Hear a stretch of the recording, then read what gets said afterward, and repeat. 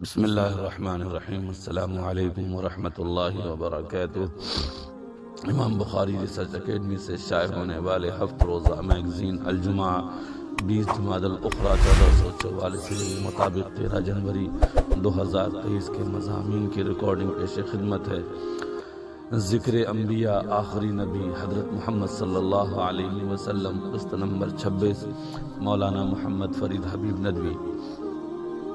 جب قریش کو لگا کہ ان کا لالچ کوئی کام نہ آ رہا ہے، نہ ہی ان کی دھمکی سے آپ صلی اللہ علیہ وسلم اپنی دعوت چھوڑ رہے ہیں، تو انہوں نے آپ صلی اللہ علیہ وسلم کو ہر طرح سے تکلیف پہنچانی شروع کی۔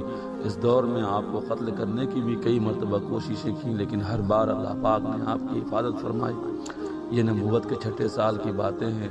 ان کی بدتمیزیوں کی کچھ تفصیل نیچے دی جا رہی ہیں کہ ایک دن ابو لہب کے بیٹے عتیبہ نے آپ صلی اللہ علیہ وسلم کے چہرے مبارک کی طرف تھوکنے کی کوشش کی، لیکن آپ کا چہرہ اللہ پاک نے محفوظ رکھا۔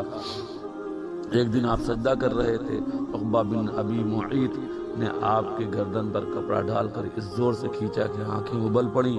ایک دن ابو جہل ہاتھ میں ایک بڑا پتھر لے کر آپ کے راستے میں بیٹھ گیا۔ آپ صلی اللہ علیہ وسلم تشریف لائے، مسجد حرم میں نماز پڑھنے لگے۔ قریب ہی قریش کے سردار بھی بیٹھے تھے۔ جب آپ سجدے میں گئے تو ابو جہل نے پتھر لے کر آپ کی طرف پتھر ڈالنے کی کوشش کی، لیکن جب قریب پہنچا تو بدحواس ہو کر الٹا بھاگا۔ لوگوں نے پوچھا کہ تمہیں کیا ہو گیا؟ اس نے کہا کہ جب میں محمد کی طرف بڑھا تو ایک اونٹ آڑے آ گیا۔ میں نے کبھی اس طرح کا اونٹ نہیں دیکھا تھا، وہ مجھے کھانا چاہتا تھا۔ روایتوں سے پتہ چلتا ہے کہ اونٹ حضرت جبرائیل علیہ السلام تھے۔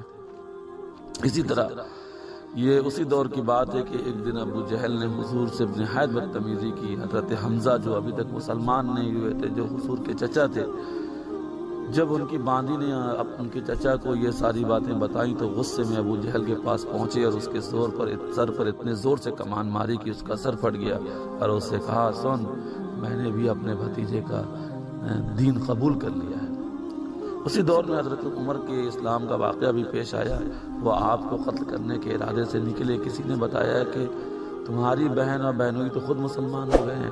وہ غصے میں پہلے بہنوئی کے گھر پہنچے اور دونوں کو خوب مارا پیٹا۔ ان کی بہن نے کہا کہ عمر، تم سے جو ہو سکتا ہے کر لو، ہم اسلام نہیں چھوڑ سکتے۔ بہن کی چوٹ سے خون نکل رہا تھا۔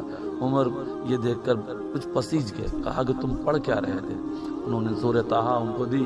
حضرت عمر نے جیسے ہی قرآن پڑھا تو ان کے دل کی دنیا ہی بدل گئی اور وہ حضور پاک صلی اللہ علیہ وسلم کے پاس جا کر مسلمان ہوئے۔ حضرت عمر کا واقعہ کتابوں میں تو کافی تفصیل سے بیان کیا گیا ہے، جسے آپ کتابوں میں پڑھ سکتے ہیں۔ ہم نے یہاں بہت مختصر سے پیش کیا ہے۔ یہ سلسلہ بھی جاری رہے گا۔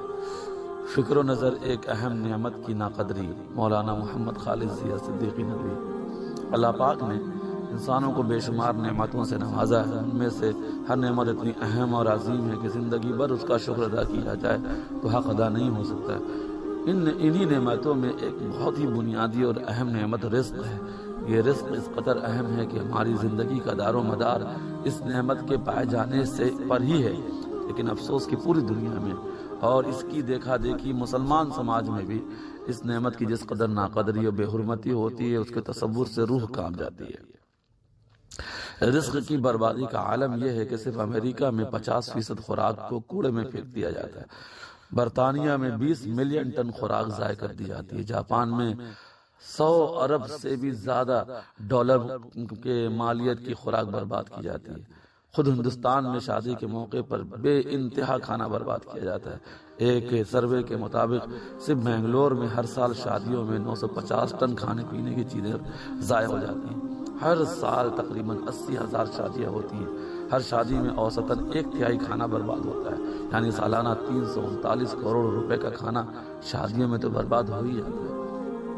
یہ کتنا، یہ جائزہ، یہ سروے کس قدر لرزا دینے والا ہے۔ سوچئے کہ ایسے میں جبکہ پوری دنیا کی تقریباً 20% آبادی کھانے سے محروم ہے، لاکھوں لوگ دانے دانے کو ترس رہے ہیں، قحط بھوکمری سے ہر روز ہزاروں کی جانیں جا رہی ہیں، ایسے میں رزق کی ایسی ناقدری اور اس قدر بے حرمتی۔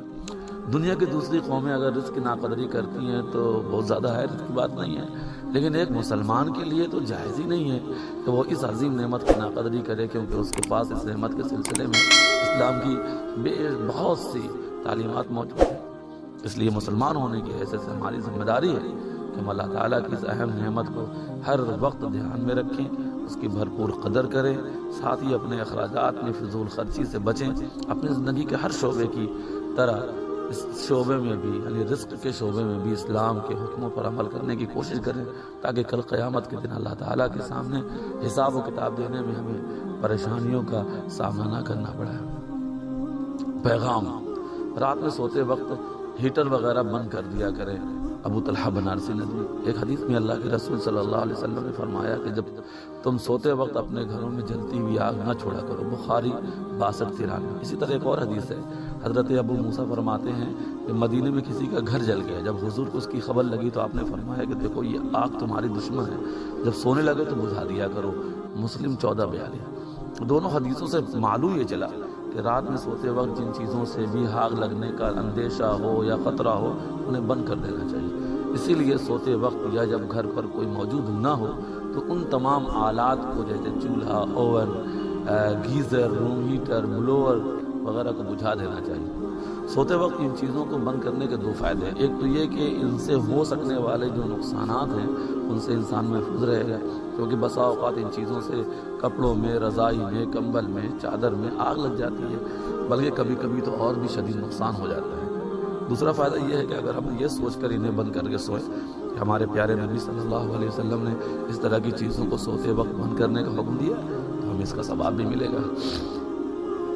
دستک: نئے سال کے لیے 10 نکاتی پروگرام۔ مولانا محمد محی الدین غازی۔ نمبر 1 کہ اس نئے سال میں ہم یہ طے کریں کہ ہم طہارت یعنی دل کی صفائی کرتے رہیں، تلاوت یعنی قرآن صرف تلاوت نہیں کریں گے بلکہ اس کو سمجھ کر پڑھیں گے، اس کو غور و فکر کریں گے، عبادت زیادہ سے زیادہ کرنے کی کوشش کریں گے، لوگوں کی مدد کے موقع تلاش کریں گے یعنی ہم خدمت کریں گے، معرفت یعنی اچھی کتابوں اور تحریروں کا خوب مطالعہ بڑھائیں گے، محبت اپنے رشتہ داروں سے، قریبی لوگوں سے، دوستوں سے محبت کا، اپنائیت کا اظہار کریں گے، تربیت اپنی بھی تربیت کریں گے، اپنے چھوٹوں کی اخلاقی اور ایمانی تربیت پر توجہ دیں گے، دعوت اسلام کا تعارف، انٹروڈکشن پیش کرنے کے جو موقع ہمیں مل سکتے ہیں اس کا فائدہ اٹھائیں گے یا ہم ایسے مواقع تلاش کریں گے، ریاضت یعنی ورزش، ایکسرسائز اس کو اپنی زندگی کا حصہ بنائیں گے، مہارت اپنی جو بھی صلاحیتیں و خوبیاں ہیں انہیں ہم بڑھاتے رہیں گے۔ السلام علیکم ورحمۃ اللہ وبرکاتہ۔